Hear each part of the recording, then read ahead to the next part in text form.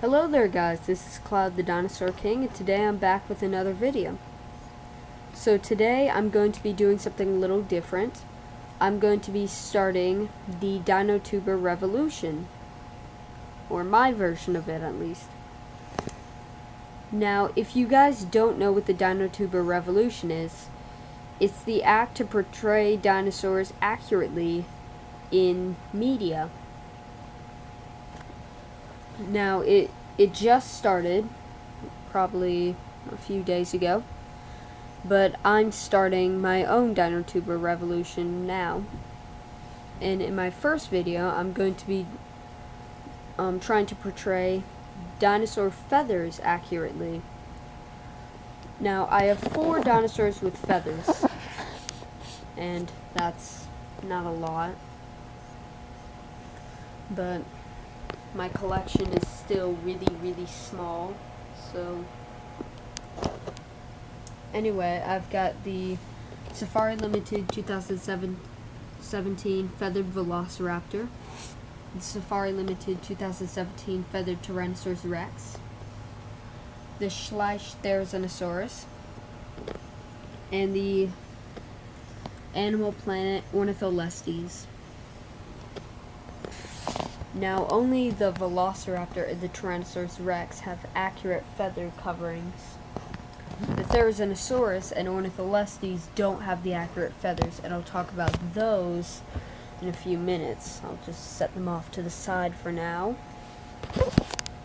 Anyway, let's start looking at the feathers of Velociraptor. Now, as you can see, a real Velociraptor looks a lot like a bird.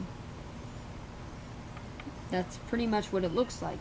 And the colors of this Velociraptor were actually based off of the Ferruginous hawk, which is a hawk from western North America. Now, let's start taking a look at the feathering. So, if you've seen Carnegie's Velociraptor, you'll notice that it's very thin. It's got a really thin neck. Its belly is much thinner. But that's because the feathers probably weren't portrayed as thick as the feathers of this Velociraptor. Now, as you can see, he looks much fatter. That's because these feathers are much bigger on this model. So that means that the Velociraptor will look poofy. Anyway, let's look at the arms. Now, these arms are the most accurately portrayed arms of any Velociraptor or any dromaeosaur. Now, the primary feathers are anchored correctly too. Carnegie's were anchored to the wrist, and they didn't even have primary feathers, they just had secondary feathers. But anyway, as you can see, they're anchored to the fingers, and the first finger doesn't have any feathers, the second finger is halfway covered in feathers, and the third finger is completely covered in feathers.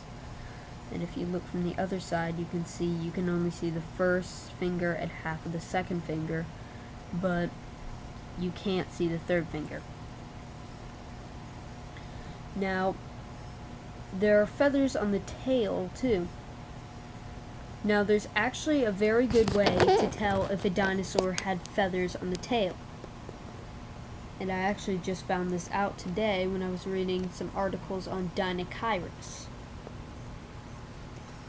Now, the vertebrae are actually fused if they have these tail feathers. Now, Velociraptor also had stiffening rods on the top vertebra and bottom vertebra of the tail, and that made the tail completely stiff, except for the base, which that could move the tail up and down, but there was really no other use for the tail other than probably keeping it warm.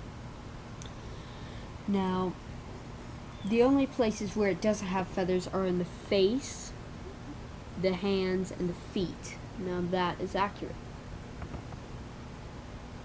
Now, there are many good explanations for why Velociraptor had feathers if it lived in the hot deserts of Mongolia. One of my favorite explanations is because it could use its feathers to steer. Now, if you've ever seen a chicken run, you'll notice that whenever it makes a tight turn, it will flap one of its wings. I think that Velociraptor was able to steer like this to make sharp turns if it was chasing faster prey like a Protoceratops or maybe a Ceratoides. But the feathers were also probably used for communication or display. Now, let's take a look at the Tyrannosaurus Rex. Now, as you can see, the Tyrannosaurus Rex is covered in feathers, just like the Velociraptor. And again, its fingers are bald, its face and neck are bald, and the feet are bald, but it also is bald around the hips.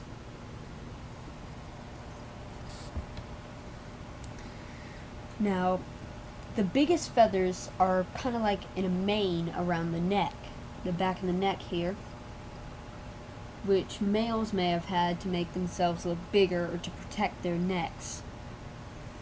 Now, the rest of it is kind of just a shaggy coat, kind of like an emu, which is a kind of bird related to the ostrich. But these are called proto-feathers. They're almost like real feathers, but not quite. Now, these are real feathers right here. Now, it probably wouldn't be accurate for a Tyrannosaurus Rex to not have feathers around the hips, but as I've heard, some birds are actually bald around their hips too, which I've never heard of a bird like that, but I don't know. Now, it doesn't really have a fan around the arms here, which it probably would have a fan, kind of like its relative Eutyrannus, but yeah, this one isn't as accurate as the Velociraptor's feathering, but it's still very, very accurate.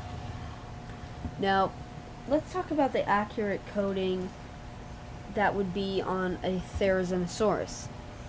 Now, Therizinosaurus would have arm feathers. It would also have tail feathers, which this model does show right here. And it would also have feathers on the neck, which it doesn't have feathers here. Some depictions show it as a covering kind of like an anteater, but that might make sense. This Therizinosaurus also has some feathers around the back of its lower jaw, right here, and some feathers on the back. But other than that, it's got very, very, very few feathers.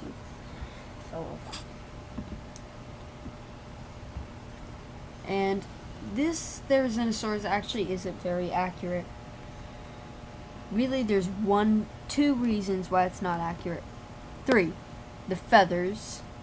The head is too big, and it's supposed to be really, really fat. It's supposed to have like a pot belly, but this one is more thin. Now, let's talk about the accurate feather coating of Ornitholestes. Now, this Ornitholestes is rather accurate, except it has the nose crest, which it actually did not have. That nose crest is actually just because the skull was so badly crushed.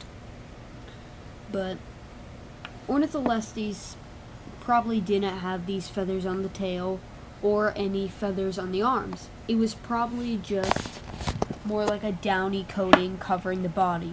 So it probably didn't have arm feathers, probably no tail feathers. It might not have had feathers at all, but I think it would have had feathers covering the body.